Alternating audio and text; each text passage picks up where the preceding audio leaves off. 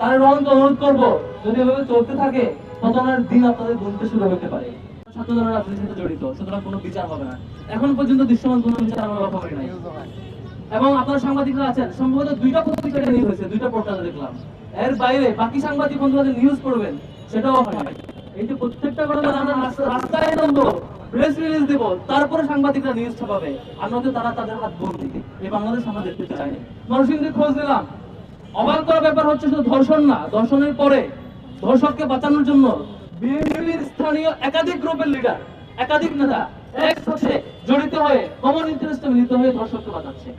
আমার অবাক লাগে, এই যে মিডিয়াগুলোতে তারেক রহমান কোন চেয়ার রেখে কোন চেয়ারে বসছেন দেখুন, ভিডিও সহ ভিডিও আপলোড হয়, আবার আপলোড হয় তারেক রহমান দেখুন সচিবালয় থেকে হেঁটে হেঁটে যাচ্ছেন, সাথে মেয়েকে নিয়ে হেঁটে যাচ্ছেন। এই ভিডিও দেওয়ার জন্য সাংবাদিকদের সময় হয়, কিন্তু এলাকায় বাড়ির বাবার সামনে থেকে কিশোরীকে উঠে নিয়ে গিয়ে একাধিকবার ধর্ষণ করে হত্যা করা হয়। আমার সেই ঘটনা স্থানীয় বিএনপি নেতা পুলিশকে ফোন দেয়, লোকজনকে ফোন দেয়, বাড়ির লোকজনকে হুমকি দিয়ে এলাকা ছাড়া করার ব্যবস্থা করে, তারপরে সামগ্রিক কাজে জড়িত হয় একাধিক নেতাকে, একাধিক গ্রুপ। মিডিয়া একটু ইনভেস্টিগেটিভ কিছু বের করবে, সেই সুযোগ হয় না। এটা লজ্জা আমাদের জন্য।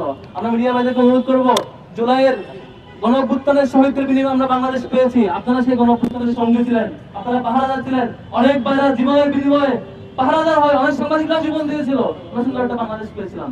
এখন আবারও ফেসিবাদকে ফিরিয়ে আনতে চায় না, আপনাদের দায়িত্বশীল আচরণ আমরা আশা করি। সম্মানিত বন্ধুগণ, যে বাংলাদেশ জুলাই গণঅভ্যুত্থানের বিনিময়ে আজকে আমরা পেয়েছি, ঢাকা বিশ্ববিদ্যালয়ের এই নিরাপদ এরিয়া থেকে শুরু করে গ্রামের এলাকা পর্যন্ত প্রত্যেকটা এলাকা শুধু আজকে ধর্ষণ নয়, চাঁদাবাজি নয়, বরং ক্ষমতাসীন দল তাদেরকে পাহাড় দেওয়ার কাজে ব্যস্ত হয়েছে। খুব দুঃখজনক, খুবই লজ্জাজনক। তার রহমানকে অনুরোধ করবো, যদি এভাবে চলতে থাকে পতনের দিন আপনাদের গুনতে শুরু হতে পারে।